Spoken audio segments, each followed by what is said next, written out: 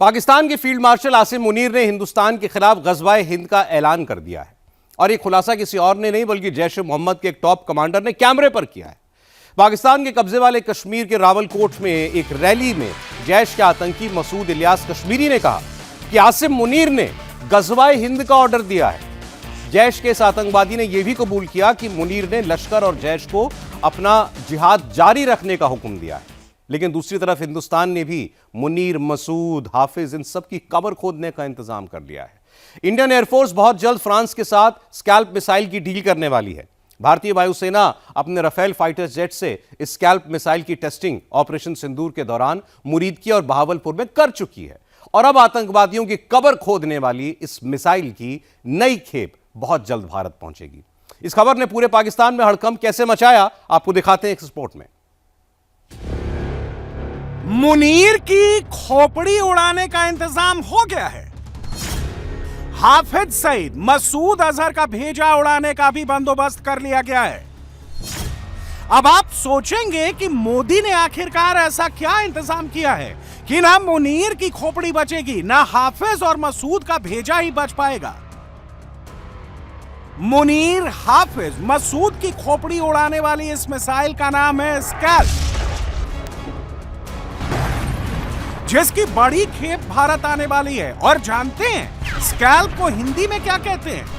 हिंदी में स्कैल्प का मतलब हुआ खोपड़ी। और अब यही खोपड़ी पाकिस्तानी आर्मी चीफ और पाकिस्तानी आतंकियों की खोपड़ी उड़ाएगी। यह कैसे मुमकिन हुआ, फुल डिटेल आगे देंगे।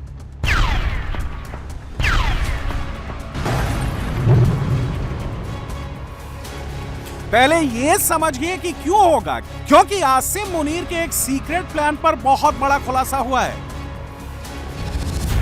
और यह खुलासा किसी और ने नहीं, जैश-ए-मोहम्मद के एक आतंकवादी ने किया है।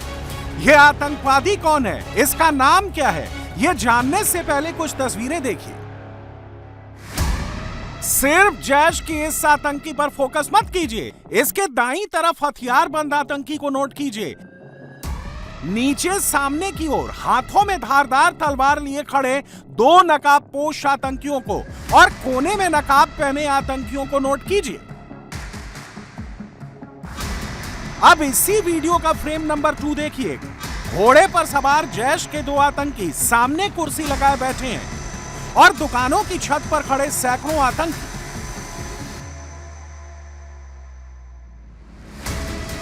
पाकिस्तान के कब्जे वाले कश्मीर के रावलाकोट में आतंक की यह महफिल बस चंद घंटों पहले सजी है। और इसी महफिल में मुनीर के एक खतरनाक प्लान की खबर जैश के आतंकी ने अनजाने में लीक कर दी है। उस आतंकवादी का नाम है मसूद इलियास कश्मीरी, जो जैश-ए-मोहम्मद का कमांडर है। और अब इसने कैमरे पर आसिम मुनीर के गजवाए हिंद वाले सीक्रेट प्लान की बात मान ली है। साथ ही इसने ये तक कबूल कर लिया है कि मुनीर के इशारों पर जिहाद जारी रहेगा, जैश नहीं रोकेगा। जब जंग छिड़ गई, असलेहा निकल आया, तैयारे टकरा के टैंक आमने सामने खड़े हो गए। सिपा सलार ने ऐलान कर दिया कि ये गज़वातुल हिंद है, ये बुनियानुम मरसूस है। वाज़ेह कर दीजिए कि हमारा मोटो, हमारी पहचान, हमारा शियार जिहाद है।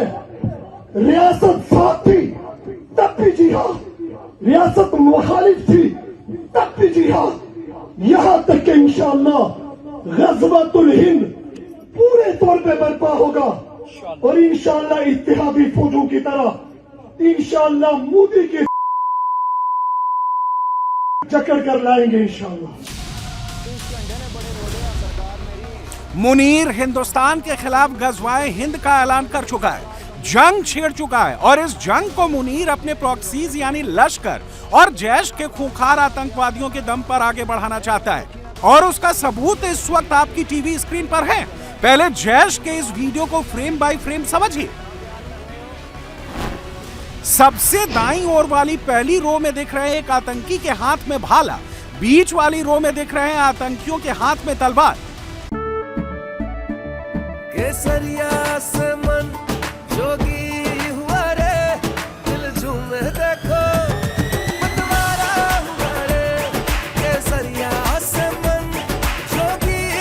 हर पल मनाओ केसरी त्योहार। विमल, बोलो जुबां केसरी। किसी के हाथ में धनुष और बाण और उसके पीछे सैकड़ों आत्मघाती हमलावरों की फौज और जैश के बाकी आतंकी। खबर सिर्फ इतनी नहीं है, पीओके से आई ये लेटेस्ट तस्वीरें देखिए। रावलाकोट में बस चंद घंटे पहले हमास के आतंकवादी भी पहुंचे हैं और उन्हें फुल सिक्योरिटी में सीक्रेट मीटिंग वाले लोकेशन पर ले जाया गया है।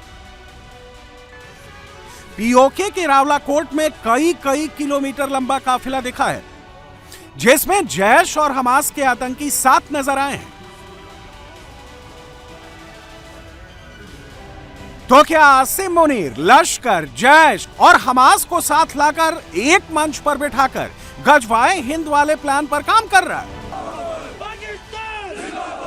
आसिम मुनीर जियाउल हक जैसा निकला जो कि इस्लाम को यूज करता है। तो जियाउल हक ने उस जमाने में टेररिस्ट ऑर्गेनाइजेशनें बनाई, जिसमें सिपाही साहबा और मुख्तलिफ टेररिस्ट ऑर्गेनाइजेशनें बनाई।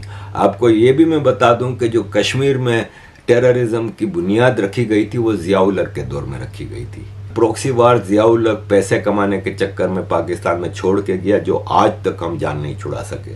पाकिस्तान में टेररिज्म का पूरा हिसाब किताब है ना, ये जियाउल हक से मिलता है और आज तक हर आर्मी उसको चलाती रही है। ये लश्कर तैयबा और भारत में टेररिज्म करने वाला लुधियानवी, ये लुधियानवी इतना बड़ा टेररिस्ट है, इसको खामोश कर दिया गया था, लेकिन फिर वापस ये एक्टिव हो गया और आसिम मुनीर के ज़माने में इसको शील्ड भी दी गई और इसको वापस एक्टिव किया गया है।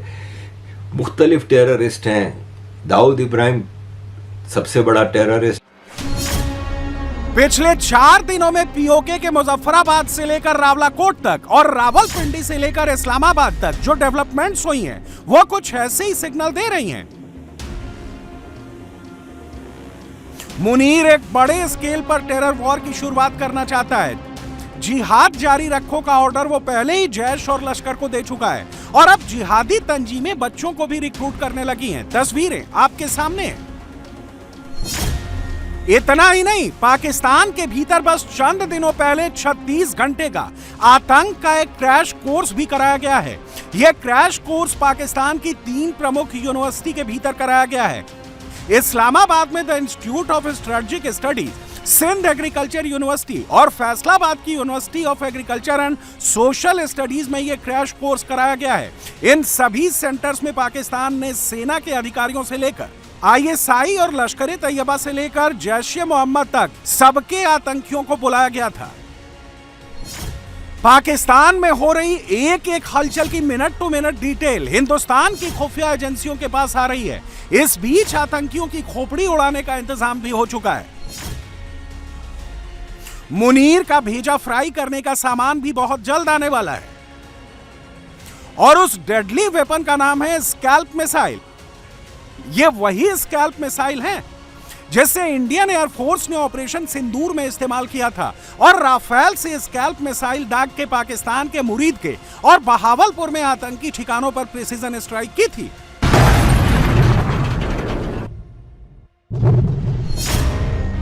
भारत और फ्रांस के बीच 3200 करोड़ रुपए की स्कैल्प मिसाइल डील अंतिम चरण में है। इस समझौते के तहत भारतीय वायुसेना राफेल विमानों के लिए बड़ी संख्या में स्कैल्प क्रूज मिसाइलें खरीदने जा रही है। यह डील न केवल वायुसेना बल्कि नौसेना के राफेल मरीन बेड़े की ताकत को भी कई गुना बढ़ा देगी। स्कैल्प एक हवा से जमीन पर मार करने वाली डीप स्ट्राइक मिसाइल है जो दुश्मन के इलाके में काफी अंदर तक जाकर उसके सबसे सुरक्षित ठिकानों जैसे बंकर और कमांड सेंटर को तबाह करने के लिए जानी जाती है। इस मिसाइल की रेंज 250 से 560 किलोमीटर तक है। इसमें 450 किलोग्राम का ब्रॉच वॉरहेड लगा होता है जो कंक्रीट के मोटे बंकरों को भेद कर अंदर विस्फोट करता है। यह सब सोनिक गति यानी लगभग 1000 किलोमीटर प्रति घंटे की रफ्तार से उड़ती है। स्कैल्प मिसाइल के अलावा भारतीय वायुसेना फ्रांस को 114 नए राफेल फाइटर जेट का ऑर्डर भी देने वाली है और यह सोच कर पाकिस्तान में सबकी घबराहट बढ़ने लगी है।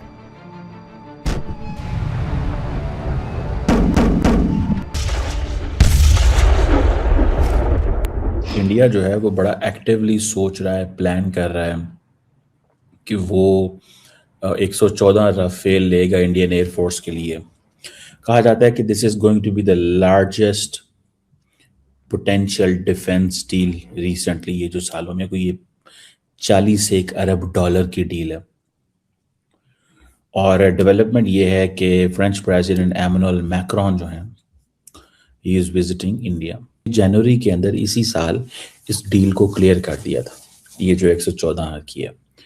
और ये जो डिफेंस एक्विजिशन काउंसिल है इंडिया की, ठीक है जी, ये कहा जाता है कि इंडिया की हाईएस्ट डिफेंस प्रोक्योरमेंट बॉडी है। ये जो डील है इसमें कहा जाता है कि 88 single seat and 26 twin seat जो वेरिएंट हैं वो मिलेंगे, कुछ ट्रेनिंग होंगे और बाद में कन्वर्जन हो जाएगी उनकी।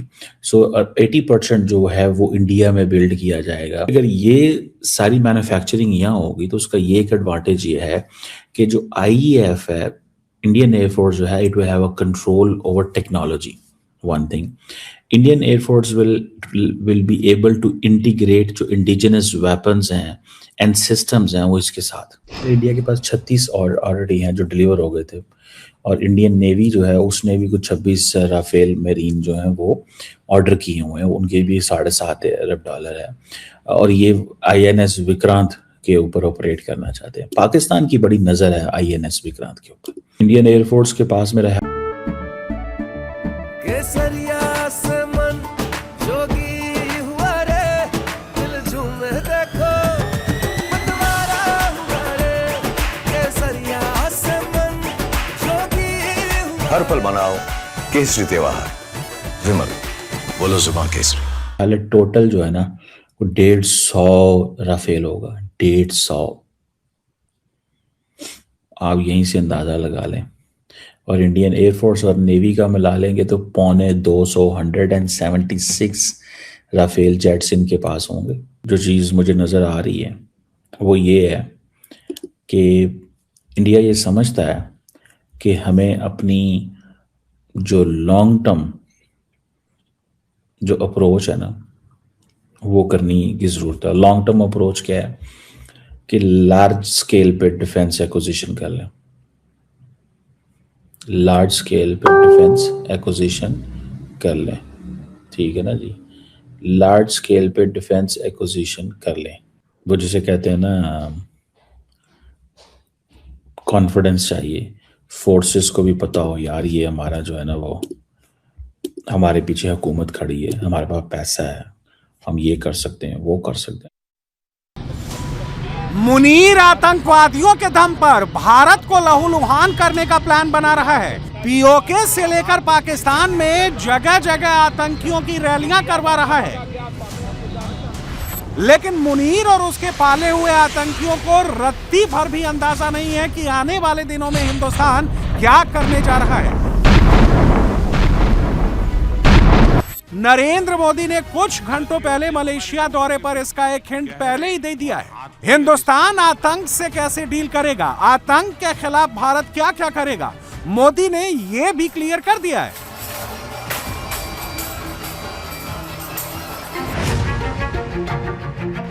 और जो पाकिस्तानी मुनीर से नफरत करते हैं, पाकिस्तानी आतंकियों और पाकिस्तान के कट्टरपंथी इकोसिस्टम को जड़ मूल समेत तबाह होते देखना चाहते हैं, अब वो भी यही कह रहे हैं कि ये काम मोदी ही कर सकते हैं। प्राइम मिनिस्टर नरेंद्र मोदी के कॉन्टेक्स्ट में पूरी दुनिया अब एक बात पे मुत्तफिक हो रही है कि प्राइम मिनिस्टर मोदी इस वक्त दुनिया के वर्ल्ड लीडर्स में से नंबर 1 रैंक पे आते हैं। जो हमने 2026 के शुरू में ही देख लिया कि prime minister Narendra Modi international media पे, इंटरनेशनल स्टेज पे हर एतबार से नंबर 1 वर्ल्ड लीडर के तौर पर इमर्ज हुए हैं। मोदी ने पिछले बरस जिस तरह चाइना को डील किया, जिस तरह इन्होंने रशिया को डील किया, मुस्लिम वर्ल्ड को डील किया, अभी मलेशिया में उन्होंने अपनी तकरीर में साफ कहा मलेशिया को मैसेज दिया, जो कश्मीर के हवाले से बातें की हैं मलेशिया के दोनों लीडर्स ने, महातीर ने भी और इस अनवर इब्राहिम ने, उन्होंने कहा कि ये जो टेररिज्म है इस पे बगैर किसी किस्म की हिपोक्रेसी के दुनिया के लीडर्स को बात करनी चाहिए। तो उन्होंने वो बात कर दी जो कहने वाली थी। तो मैं ये समझता हूं कि प्राइम मिनिस्टर नरेंद्र मोदी बिलाशुबा दुनिया में इस वक्त सबसे ज्यादा फोकस पे है। दुनिया भर की निगाहें प्राइम मिनिस्टर मोदी और भारत पे लगी हुई है।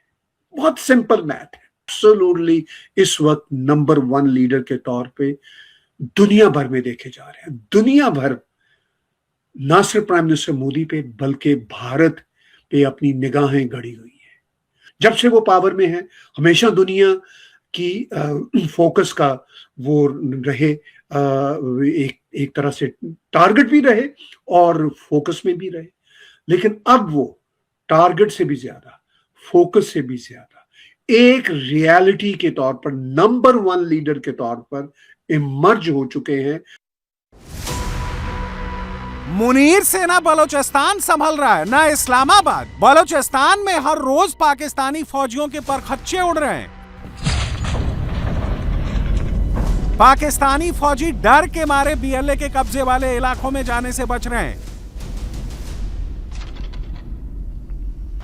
बीएलए के फाइटर्स को देखते ही मुनीर के फौजी जान बचाकर भाग रहे हैं। 9-2-11 हो रहे हैं। अब तो खुद पाकिस्तानी अपनी फौज की पोल खोलने लगे, कहने लगे हैं कि मुनीर ना तो बलूचिस्तान बचा सकता है और ना ही हिंदुस्तान के आगे टिक सकता है। पाकिस्तान की एक बार फिर बड़ी हार हुई है। पाकिस्तान को झुकना पड़ा, पाकिस्तान की हेकड़ी निकल गई, पाकिस्तान को उनके ही देश में गालियां पड़ रही हैं। पाकिस्तान के यू टर्न लेने पर उनकी आवाम आग बबूला है। पाकिस्तान के प्रधानमंत्री शहबाज शरीफ ने कहा था कि उनकी क्रिकेट टीम भारत के मैच का बॉयकॉट करेगी और अब पाकिस्तान घुटनों पर आ गया है, भारत के खिलाफ मैच खेलने के लिए तैयार हो गया है।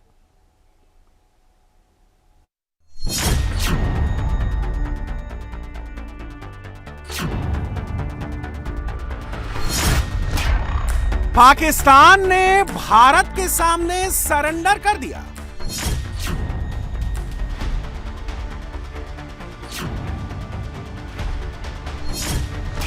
पीसीबी चीफ मोहसिन नकवी ने थूक कर चाट लिया।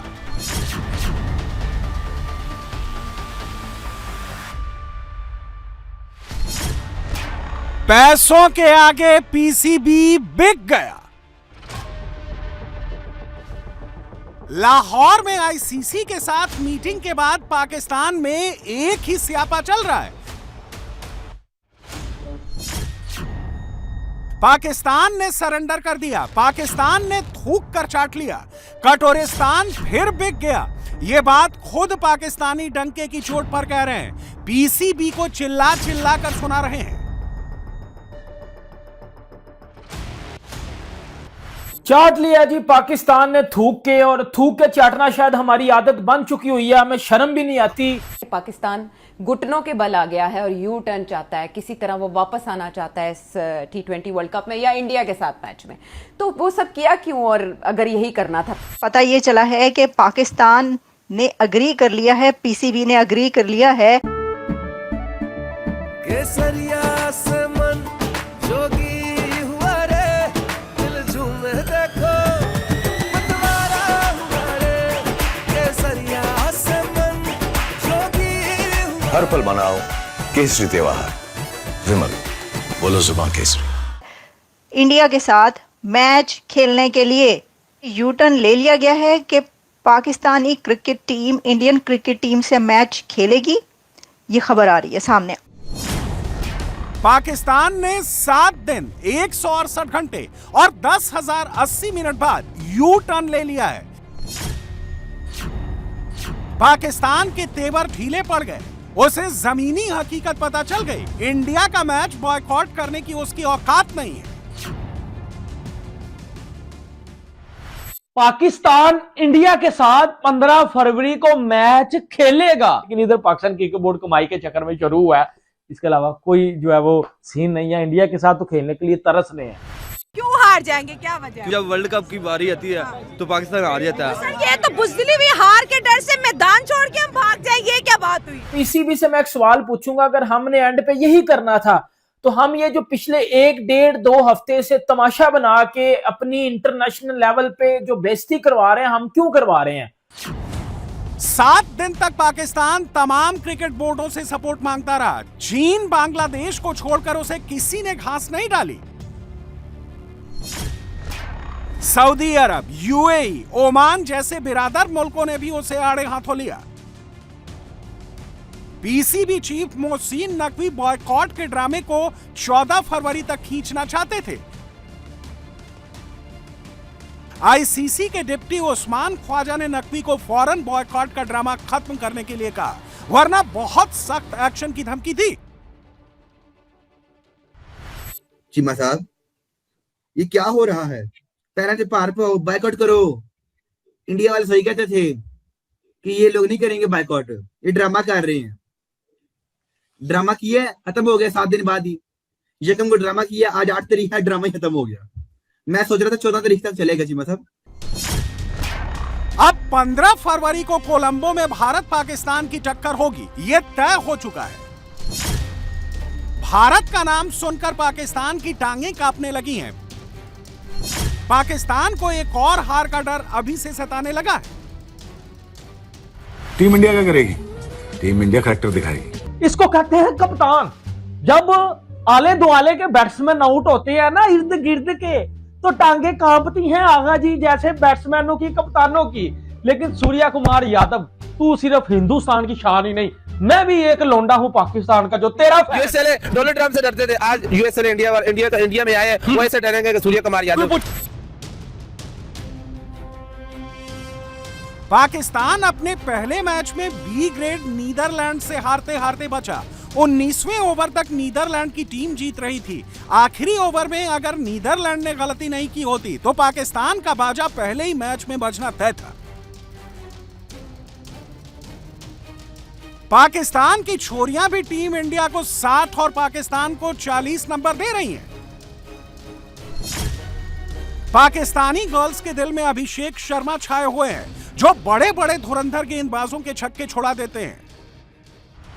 मुझे लगता है कि इनको खेलना चाहिए, क्योंकि गेम्स में पॉलिटिक्स और इस तरह की चीजें नहीं होनी चाहिए। इस तरह की चीजें नहीं होनी चाहिए। नहीं होनी चाहिए। आपको क्या लगता है, खेलना चाहिए था या नहीं खेलना चाहिए? उसमें हारना ही होता है, खेलना पाकिस्तान ने हारना होता है। हाँ, हर बार हारना ही होता है। ठीक है, क्या वजह है कि मैम हम पाकिस्तानी, हम चाहते तो हैं कि जीते, लेकिन हमें डिसअपॉइंट तो कर ही देते हर दफा करते हैं। मैम एंड वाले 10 मैचेस की बात करें तो 8 इंडिया जीती है, सिर्फ 2 पाकिस्तान जीती। हाँ, वही ना, डिसअपॉइंट तो करते हैं, लेकिन हम चाहते हैं कि पाकिस्तान जीते, वो नहीं जीता, वो अलग बात। अगर पाकिस्तान अब खेलता है तो ये पाकिस्तान के लिए इंसर्टिंग चीज नहीं है कि पहले बाइकआउट किया, अब वो कह रहे हैं कि हमारे साथ खेलो, तो हम खेलने को तैयार हो गए। मुझे लगता है कि अगर उनको जीत के जवाब देते हैं ना, तो वो ज्यादा बेहतर है। वो ज्यादा बेहतर है। आप क्या कहेंगी, इंडिया वर्सेस पाकिस्तान अगर मैच होता है तो कौन सी टीम जीतेगी? पाकिस्तान जीते, हम तो ये पहले आपने कहा कि इंडिया जीतते ही नहीं है। मैंने ये कहा जीतती नहीं है, जीते पाकिस्तान। कोई प्लेयर है जो आपको पाकिस्तान की टीम से अच्छा लगता है? नहीं, मुझे खास तौर पे कोई पसंद नहीं है। और इंडिया की तरफ से कोई प्लेयर है जो आपको अच्छा लग रहा है?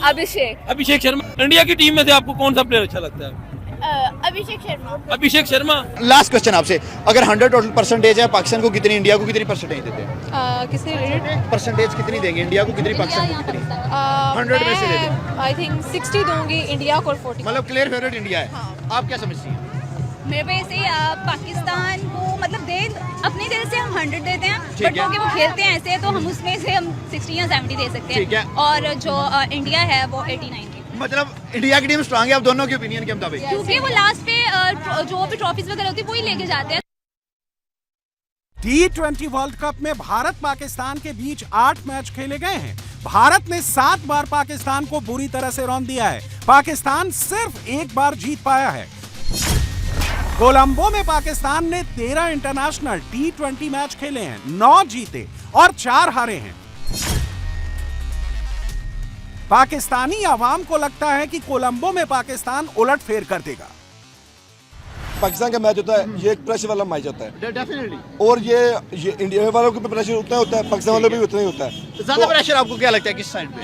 डेफिनेटली अब तो पाकिस्तान के ऊपर है, अब ज्यादा है। अगर हमने एक यूटर्न भी लिया इस वजह से पाकिस्तान में प्रेशर ज्यादा हो गया। ठीक है, देखिए इंडिया का अगर आप हिस्टोरिकल पर्सपेक्टिव से देखें तो इंडिया की बैटिंग लाइन जो है वो मिडल ऑर्डर तक स्ट्रांग होती है, नो डाउट। और this is the basic reason. और अभी जिस तरह से आपने नाम लिए हैं और उसमें आप देखें कि उनकी टेल एंडर तक जो है वो बैटिंग लाइन 8 से 9 उनके पास प्रॉपर बैट्समैन होते हैं, और यही बेसिक रीजन होता है कि इंडिया जो है उसके लिए प्रायोरिटी ये होता है कि उसने बड़ा टारगेट देना है, ठीक है, और जब वो बड़ा टारगेट देने में सक्सेसफुली कामयाब होते हैं तो फिर उसके बाद वो अपनी बॉलिंग एंड पे जाते हैं। बॉलिंग में उस तरह से वो नहीं डिलीवर कर पाते समटाइम, लेकिन अगर वो अच्छा टारगेट देते हैं तो इट मींस के इंडिया मैच विन करेगा। इंडिया की तरफ से आपको कौन सा प्लेयर खतरनाक लग रहा है जो पाकिस्तान के खिलाफ खतरा साबित हो सकता है? अभिषेक शर्मा और सूर्या कुमार यादव और अभिषेक शर्मा, ये दो क्या वजह है कि भाई ये हमेशा खतरनाक ही रहते हैं हमारी टीम के लिए? क्योंकि वो उनका स्ट्राइक रेट बहुत ज्यादा होता है, ठीक है ना, और उनका खेलने का अंदाज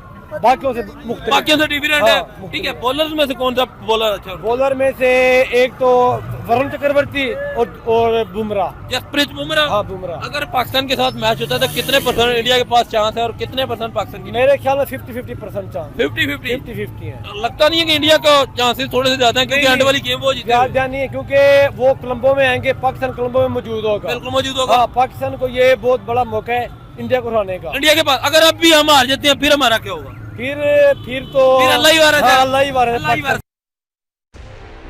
भारत से मैच का बॉयकॉट कर पाकिस्तान के प्रधानमंत्री शहबाज शरीफ और पाकिस्तान क्रिकेट बोर्ड के चीफ मोहसिन नकवी हीरो बनने चले थे।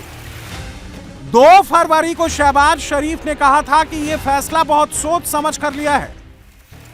T20 वर्ल्ड कप जो है उस हवाले से हमने बड़ा वाज़ेह स्टैंड लिया है कि हम हिंदुस्तान के ख़िलाफ़ जो मैच है वो हम नहीं खेलेंगे, क्योंकि पाकिस्तान ने कहा कि ये खेल का मैदान है, ये सियासत नहीं है। खेल के मैदान में सियासत बिल्कुल नहीं होनी चाहिए। हमने एक बड़ा सोच समझ के हमने स्टैंड लिया है और इस हवाले से हमें बांग्लादेश के साथ पूरी तरह हमें खड़े होना चाहिए इंशाअल्लाह। अब शहबाज शरीफ की समझ पर वहां की आवाम ही सवाल उठा रही है। मोहसिन नकवी को तांबे का लोटा बता रही है, जो अपनी बात पर घंटे भर भी नहीं टिकता। कटोरिस्तान ने पूरा ड्रामा आईसीसी से अपने पैसे बढ़वाने के लिए किया, इसके लिए बांग्लादेश को मोहरा बनाया। यह सच्चाई खुद पाकिस्तानी गला फाड़ फाड़ कर सुना रहे। कर लिया हमने बाइकआउट, यू टर्न भी ले लिया, इंडिया पाकिस्तान होगा। अब सबको पता है इंडिया पाकिस्तान होगा। अब जो पाकिस्तान ने स्टांस लिया था कि जी हम इंडिया के साथ हरगिज नहीं खेलेंगे, इस सिचुएशन हम इंडिया से बाइकआउट कर दिया हुआ है।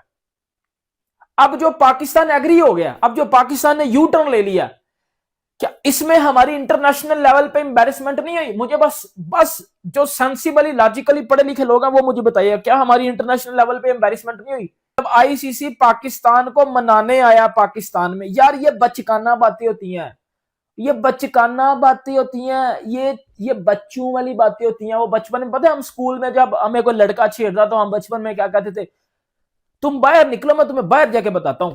ये वो बातें हो जाती हैं, बचकाना बातें।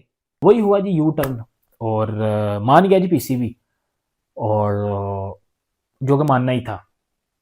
एंड पे फिर आप खुद डिसाइड कर लो कौन जीता और कौन हारा है। बांग्लादेश वाले तो पागल है ना, डंगर है, यूज हो रहे थे और वो यूज हो रहे हैं। जैसे बांग्लादेश सिर्फ यूज हुआ है इस पूरे मामले में, जिसको बेसिकली यूज किया गया, वो चीज हो गई। हमारा रेवेन्यू बढ़ाओ, इस हिसाब से तो फिर लॉजिकली बंदा पहुंच जाएगा कि बांग्लादेश यूज हुआ है, स्मार्टली तरीके से फिर बांग्लादेश लिए यूज हुआ है और वो पागल यूज हो गए। अबू ये शाह हमारा रेवेन्यू बढ़ाया जाए, हमें पैसे भी चाहिए, हम तब खेलेंगे जब हमारे पैसे बढ़ाए जाएं। अबू ये बातें भी की गई हैं।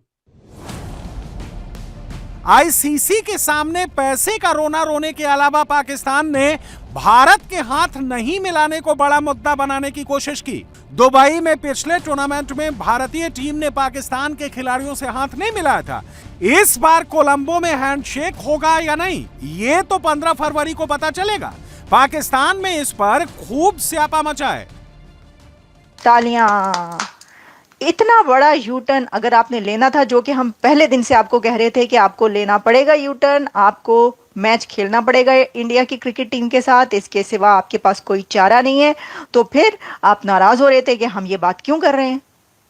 अब आपने अगर उनके साथ खेलना ही था मैच, तो ये इतना जो एक आप क्या कहें कि एक मेस हुआ है बीच में इतने दिन से। ये जो ड्रामा चल रहा है, इस ड्रामे का फ्लॉप और ड्रॉप सीन हो गया है। इस फ्लॉप ड्रामे का ड्रॉप सीन हो गया। भाई क्या ज़बरदस्त सेंटेंस निकाला है। इस फ्लॉप ड्रामे का ड्रॉप सीन हो गया। उसके अंदर पीसीबी और पाकिस्तान की तरफ से रिपोर्टेडली ये कहा गया कि जो पैसे हैं वो बढ़ाए जाएं। हमें पैसे की ज़रूरत है पाइन, ये जो पैसा है, पैसा ही सब कुछ है। तू पैसा पैसा करती है, तू पैसे पे क्यों मरती है? तो भाई हर कोई पैसे पे मरता है। उन्होंने कहा भाई पहले ही जो है ये पैसे के हालात देख लें हमारे, हमें पैसा चाहिए। तीसरी शर्त उन्होंने ये रखी है कि इंडिया हाथ क्यों नहीं मिलाता हमसे, हाथ मिलाना पड़ेगा उनको, और शेक हैंड के लिए हम तैयार हैं, आपको भी शेक हैंड करना चाहिए। कोई क्रिकेट बोर्ड आपका हमसाया जिसको आप अजली दुश्मन कह रहे हैं, वो आपसे हाथ मिलाने को तैयार नहीं है। उसने आपसे शेक हैंड करने से इनकार कर दिया। उसकी पूरी क्रिकेट टीम ने आपकी तरफ देखा तक नहीं, आपको मुंह ही नहीं लगाया, और आप कह रहे हैं हमसे हाथ क्यों नहीं मिलाया। अब आप हमसे हाथ मिलाएं।